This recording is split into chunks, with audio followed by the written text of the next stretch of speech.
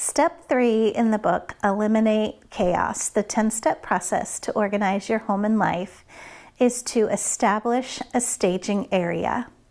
And what I mean when I say establish a staging area is that you need to have a great space to do your work in. Because in step 4, we're going to get to the sorting phase, but you need to have an area, whether that be a large horizontal surface like the kitchen counter, a folding table, maybe some floor space, or a combination of those things that you can realistically work in.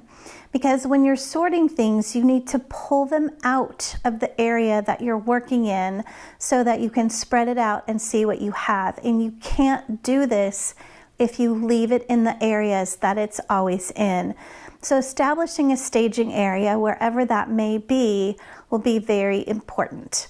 At the end of the day, I want you to remember that it is not about the stuff, so that you can have more time for life.